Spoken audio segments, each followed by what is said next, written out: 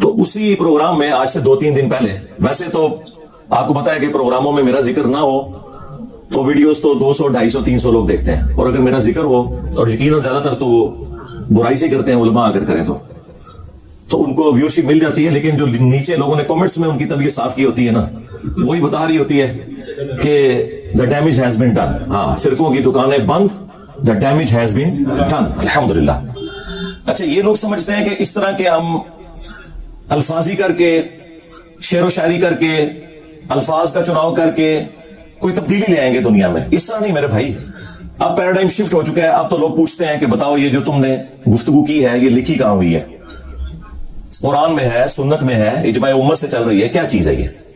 لیکن اب اس پروگرام میں وہ تو بولے ہیں صرف 1-1.5 منٹ ٹارگٹ کر کے مجھے، لیکن ان 1-1.5 منٹ کے اوپر میں 1-1.5 دن تک بول سکتا ہوں ایک ایک چیز کا جواب دینے کے لیے. لیکن میں کوشش کروں گا کہ مختصر سے وقت میں جو انہوں نے مدنی پھول بکھیرے ہیں میرے حوالے سے نام لیے بغیر، انہیں میں ریبٹل کر دوں.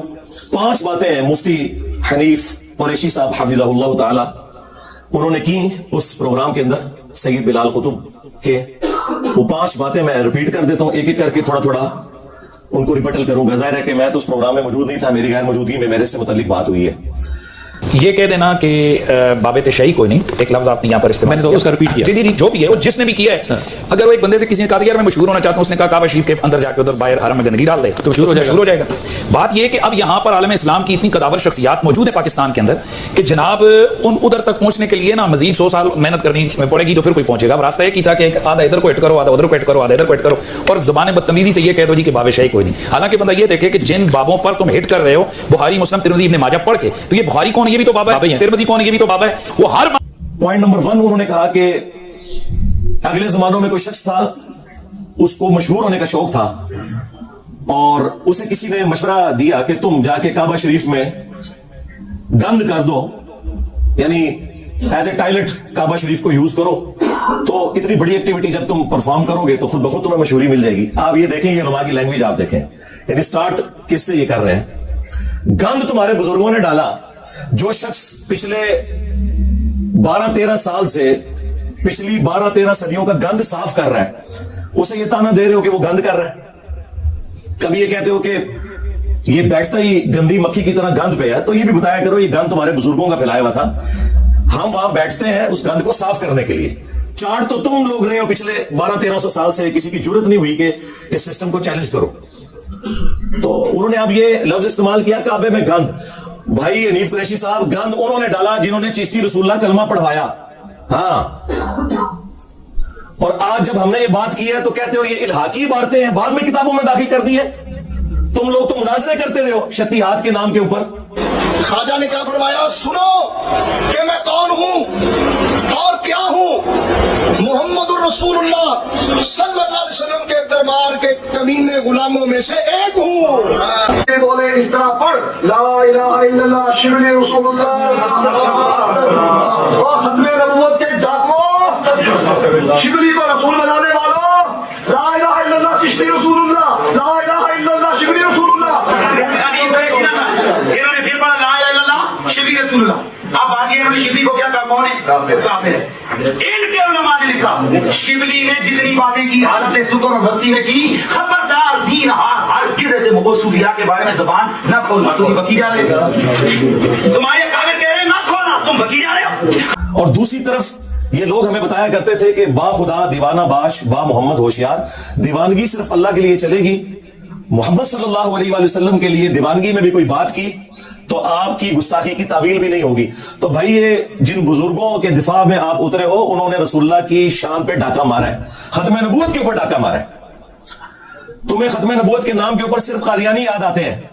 غلام احمد قادیانی دجال، اس نے تو ختم نبوت پہ ڈاکہ مارا شراب کو شراب کہہ کے، اور تمہارے بزرگوں نے اسی شراب کو انگوروں کا جوس کہہ کے پیا اور رحمت اللہ علیہ ہو گئے، اور وہ لعنت اللہ علیہ ہو گیا.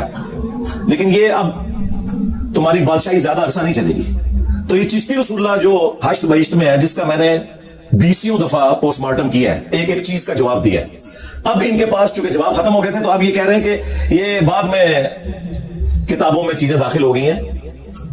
تو پھر ہم یہ پوچھیں گے کہ یہ پہلے آپ کو کیوں نہیں پتا تھا؟ کچھ عرصہ پہلے تک تو آپ لوگ دفاع کر رہے تھے اور بلکہ بڑے فخر سے بتاتے تھے کہ وہ حضرت صاحب نے تو اس واقعے کے اینڈ پہ کہا کہ میں نے صرف آزمائش کے لیے کلمہ پڑھوایا تھا. تو کیا ابو بکر، عمر، عثمان، علی رضی اللہ عنہم اجمعین وعلیہم السلام اجمعین آزمائش کے لیے کلمے پڑھایا کرتے تھے اپنے ناموں کے؟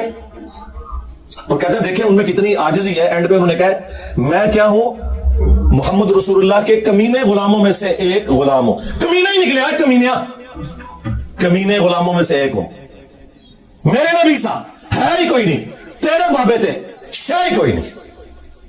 شرم کی انتہا ہے. عزتیں اویل کی ہیں تم نے اللہ اور اس کے رسول کے نام کے اوپر. چندے اکٹھے کر کے جائیدادیں بنائی ہیں تم نے اللہ اور اس کے رسول کے نام کے اوپر عز و جل و صلی اللہ علیہ وآلہ وسلم. سواریاں سوار کی ہیں تم نے مکے اور مدینے کا نام لے کر اور پھینکی ہیں اجمیر میں، بغداد میں، لاہور میں، دیوبند شریف میں، بریلی شریف میں. غدار ہو تم لوگ اپنے پیغمبر کے صلی اللہ علیہ وآلہ وسلم. تو اس قسم کے یہ لوگ بہانے بناتے تھے. تو میں نے پورا پوسٹ مارٹم کیا اور کچھ ایسا پہلے تک یہ لوگ مناظرے میں باقاعدہ دفاع کرتے رہے. آج ہماری وجہ سے یہ کہہ رہے ہیں کہ یہ کتابیں بدل گئی ہیں. ٹھیک ہے، پھر ہمیں مجدد مان لو کہ ہم نے آ کے تمہارے صدیوں کا گند صاف کیا ہے. تمہارے سارے بزرگوں کا علم غیب فارغ ہو گیا، انہیں پتہ ہی نہیں چلا کہ وہ کون سی کتابیں چھاپتے رہے. سارے علماء کا علم فارغ ہو گیا کہ اس قسم کی گستاخانہ چیزیں چھاپتے رہے. وہ کہتے ہیں نہیں وہ صوفیاء تھے، علم سے ان کا شغف نہیں. یہی تو ہم کہہ رہے ہیں، صوفیاء کا علم سے کوئی شغف ہے ہی نہیں ہے. آپ اعلیٰ حضرت سے دکھائے تو سرکار اعلیٰ حضرت سے بھی دکھا دیا ہے. اعلیٰ حضرت نے فتاوی رضویہ کے اندر جس کتاب کے بارے میں جھوٹا کلیم کیا کہ یہ رسول اللہ کی بارگاہ میں مقبول ہے، 7 سنابل 7 چشتیہ کے بزرگوں کا، ایک سمجھ لے ملفوظات یا ان کے حالات و واقعات، جس طرح وہ حشت بہشت 8 بزرگوں کا ہے. اس کتاب کے بارے میں انہوں نے کلیم کیا کہ خواب میں پتا چلا کہ وہ رسول اللہ کی بارگاہ میں مقبول ہے. اس کتاب کے اندر بھی چشتی رسول اللہ والا واقعہ موجود ہے. وہ فارسی میں تھی، اردو میں بھی پرنٹ ہوئی ہوئی ہے اور یہ خود پرنٹ کر رہے ہیں. اعلیٰ حضرت کے زمانے کی پرنٹنگ میں موجود ہے. اگر تو اعلیٰ حضرت کو پتا تھا کہ اس کتاب میں یہ گند ڈلا ہوا ہے تو پھر اعلیٰ حضرت اس جرم میں برابر کے شریک ہے. اور اگر اعلیٰ حضرت کو بچانا ہے تو کہہ دو کہ ان کو پتہ ہی نہیں چلا. یہی تو ہم کہہ رہے ہیں کہ تمہارے کسی بزرگ کو کچھ پتہ نہیں چلا. تم لوگ کہتے ہو کہ ہمارے بزرگ دلوں کا حال جانتے ہیں. یہ سب جھوٹ تھا. اس کے بعد کشف المحجوب کے اندر انہوں نے بایزید بستامی کا سکر ثابت کرنے کے لیے رسول اللہ پہ جھوٹ باندھا. چلے ہم 1 ٹن حسن ظن رکھ لیتے ہیں کہ انہوں نے نہیں باندھا ہوگا. بہرحال کتابیں تو چھاپ رہے ہو، تم تو دفاع کر رہے ہو اور کہتے ہو جس کا کوئی مرشد نہیں وہ یہ کتاب پڑھ لیں. جھوٹ باندھا کہ نبی الاسلام کی بھی مبارک نظر ایک دفعہ غلطی سے اپنے صحابی کی بیوی پہ پڑ گئی.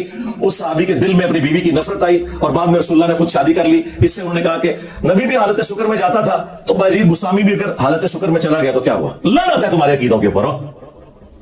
اور پھر کہا کہ جو جنید بغدادی کا صاحب تھا، یعنی وہ جان بوجھ کر نگاہ ڈالنا، تو اس کی مثال تو حضرت داؤد علیہ السلام کی سی ہے. ان کی بھی نگاہ پڑی اپنے صحابی کی بیوی پر جب وہ چھت پہ نہا رہی تھی. وہ پورا واقعہ جو ٹیمپرڈ تورات کے اندر لکھا ہے وہ انہوں نے کوٹ کر کے کہا کہ اس پھر عورت کے خامند کو حضرت داؤد علیہ السلام نے جنگ میں آگے بھیج کے قتل کروا دیا. آگے جائے گا تو قتل ہوگا، اور خود اس کی عورت سے شادی کر لی. جی یہ ہے جی بزرگوں کی خدمات. جس کو کہہ رہے ہیں انجینئر صاحب گند کر رہے ہیں، گند تو اڑے وڈیا نے پایا. جڑا صاف کر رہے ہیں انہوں کہہ رہے ہو گند پا رہے ہیں. شیم آن یو. اور پھر تیسرا ان کا بابا تذکرۃ الاولیاء والا جو انٹرنیشنل بابا ہے، پوری دنیا میں بابوں کی ساری اسٹوریاں اس نے پھیلائی ہیں. فرید الدین عطار جسے منگولوں نے قتل کیا تھا. ہاں، اور اس کی گندی تعلیمات کو انہی منگولوں کی اولاد میں سے جب اللہ تعالیٰ نے انہیں ہدایت دی، یعنی کہ انجینئر محمد علی مرزا، ان گندی تعلیمات کا صفایا ہم کر رہے ہیں. اچھا منگول نہیں بابیا دے قابو آئے، نہ اڑ کے آندے نہ ادو آئے جے. جس طرح خالد ابن ولید جب کافر تھے اس وقت بھی کوئی جنگ نہیں آ رہے، اور جب مسلمان ہوئے تب بھی کوئی جنگ نہیں آ رہے. کہتے ہیں نہیں ثابت کرے لو، ثابت کرتا ہے. منگول اس ٹائم بھی نہیں توڑے بزرگوں کے قابو آئے تھے، ہوں بھی نہیں آن گے. اللہ کے فضل ان کو ہدایت مل گئی ہے الحمدللہ. تو فرید الدین عطار نے بایزید کے چیپٹر میں لکھا بایزید بستامی کی معراج، اور دعویٰ کیا جس طرح انبیاء میں رسول اللہ کو معراج ہوئی ہے، بابوں میں اس کو ہوئی ہے. یعنی ابو بکر عمر عثمان علی کو معراج نہیں ہوئی ہے، ان کے بابے کو ہوئی ہے. اب مجھے بتائیں، صحابہ کی گستاخی تو یہ خود کرتے ہیں، انبیاء کی گستاخی تو یہ خود کرتے ہیں، اور کہتے ہیں کہ یہ گند ڈال رہا ہے انجینئر. اور اینڈ پہ جا کے انہوں نے جب کنکلوڈ کیا، انہوں نے کہا یہ بابا جی بہت بڑے تھے. اگر ان کی زبان سے کبھی یہ نکل گیا کہ سبحانی ما اعظم شأنی، میں پاک ہوں، میری شان بہت بلند ہے، اور یہ سیم جملے علی حجویری نے بھی کشف المحجوب میں نقل کیے، اور انہوں نے بھی وہی تعویل کی کہ وہ گھبرانے کی بات نہیں، ان کے منہ سے اللہ بول رہا تھا. اور ظالموں ہمارا یہ عقیدہ تو رسول اللہ کے بارے میں بھی نہیں ہے، ان کے بارے میں بھی ہمارا عقیدہ ہے وما ينطق عن الهوى ان هو الا وحی یوحى. نبی اپنی خواہش نفس سے کچھ نہیں کہتے، وہ کہتے ہیں جو اللہ ان کو وحی کرتا ہے. ہم یہ نہیں کہتے کہ رسول اللہ کے منہ سے اللہ بولتا ہے، یہ تو عقیدہ کفر ہے کہ اللہ بندے کے اندر حلول کر جائے. وہی نازل ہوتی تھی. چلیں اس کی وہ تعویل کر لیں گے کہ تو اللہ کی ذات کے بارے میں. اور آگے انہوں نے لکھا کہ وہ کہا کرتے تھے لوائی اعظم من لوائی محمد، جبکہ ان سے پوچھا گیا کہ بتائیے کہ قیامت کے دن لوگ کس کے جھنڈے کے نیچے ہوں گے. انہوں نے آگے سے کہا کہ میں اللہ کی قسم اٹھا کے کہتا ہوں نعوذ باللہ کہ محمد اور تمام انبیاء اور تمام مخلوقات قیامت کے دن میرے جھنڈے کے نیچے ہوں گی. یہ کون کہہ رہا ہے؟ بازید بستامی. اور وہ فرید الدین عطا لکھتا ہے کہ گھبرانے کی بات نہیں ہے، اللہ کا جھنڈا تو محمد کے جھنڈے سے بڑا ہی ہوگا نا. تو وہ ان کے منہ سے اللہ بول رہا تھا. بھائی قیامت کے دن تو جھنڈا ایک ہی ہے، لواء الحمد، جو بخاری مسلم میں حدیث ہے انا سید الاولین والآخرین، میں سردار ہوں جتنے گزر چکے اور جتنے آئیں گے ان کا، میں خطیب ہوں اللہ کی بارگاہ میں. وہ تو رسول اللہ کے ہاتھ میں ہوگا جھنڈا. صحیح مسلم میں ہے کہ سب سے پہلے مجھے قبر سے نکالا جائے گا قیامت کے دن، سب سے پہلے میں شفاعت کروں گا، سب سے پہلے میری شفاعت قبول کی جائے گی.